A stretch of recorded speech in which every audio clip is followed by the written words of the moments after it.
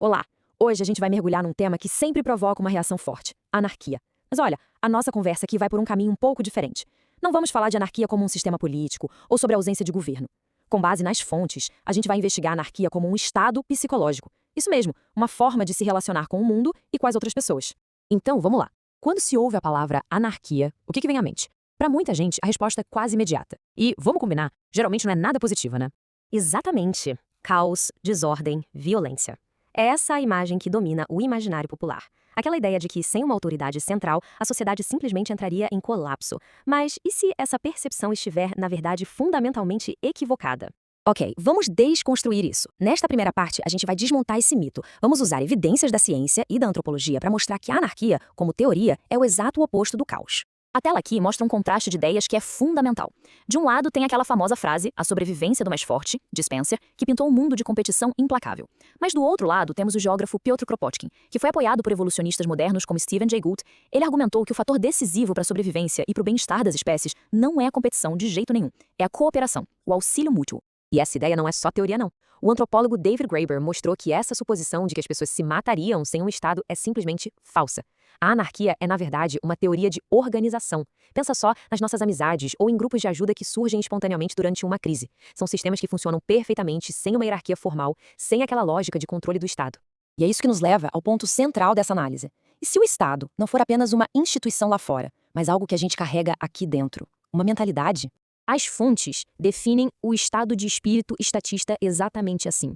Não se trata de prédios do governo, mas de um tipo de relacionamento que a gente cultiva, que é baseado em dependência, em medo e numa necessidade de categorizar tudo e todos para poder controlar. Olha só como isso se manifesta. Emocionalmente, essa mentalidade se alimenta de medo e de dependência. Mentalmente, ela opera por supercodificação, que é um nome complicado para algo até simples, colocar a diversidade humana em caixinhas bem rígidas para facilitar o julgamento. Nos relacionamentos, ela busca dominação. E qual o principal mecanismo? Estimular o medo do outro para justificar a necessidade de um protetor. Bom, se essa é a mentalidade que precisa ser superada, qual seria a alternativa? As fontes nos apresentam as éticas anarquistas não como um ponto de chegada, mas como um caminho, sabe? Uma prática contínua. O ponto crucial aqui é a ação no agora. A pré-figuração significa viver hoje o futuro que se deseja. Pensa em cozinhas comunitárias, projetos de código aberto onde ninguém é chefe, ou assembleias de bairro que tomam decisões de forma horizontal. Tudo isso é praticar a autogestão e o auxílio mútuo no presente. Já a democracia fractal é a ideia de que a ética deve ser a mesma em todas as escalas. O jeito que um grupo de amigos resolve um conflito sem um líder deve refletir a mesma lógica que uma comunidade inteira usaria para se organizar.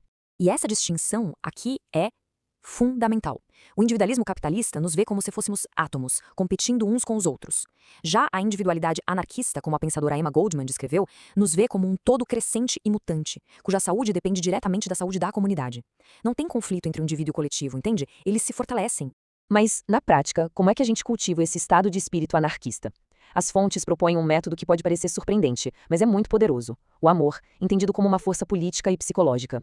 E essa citação da escritora Bell Hooks resume a ideia perfeitamente. Se o estado de espírito estatista se sustenta no medo, a sua dissolução precisa de algo que ocupe o lugar desse medo. E esse algo é o amor. Esse processo fica bem claro aqui. O medo é a base do estatismo.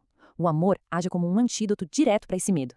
E uma vez que o medo se dissipa, a nossa profunda interdependência se torna visível. E quando a gente percebe que estamos todos conectados, o auxílio mútuo deixa de ser um ideal e se torna a única ação lógica, a ação natural. É importante esclarecer que não estamos falando de amor romântico. O amor anarquista, segundo as fontes, é um abrandamento de fronteiras. É a capacidade de reconhecer o valor em cada pessoa, de sentir essa nossa bela interdependência e de agir não por raiva ou reatividade, mas a partir de um coração desperto. E assim a gente chega à conclusão. A psicologia anarquista não é uma utopia distante, mas sim uma tradição prática, algo que pode ser cultivado aqui e agora. O objetivo final é este: se libertar da mentalidade baseada no medo e no isolamento para se conectar de uma forma mais profunda com as outras pessoas e, o que é crucial, com a própria intuição. É uma troca da segurança do controle pela vitalidade da conexão. E as fontes terminam não com uma afirmação, mas com um convite. Um convite para testar esses conceitos não através da teoria, mas pela autoridade da própria experiência direta. É uma pergunta que fica para reflexão. E se um outro estado de espírito for realmente possível?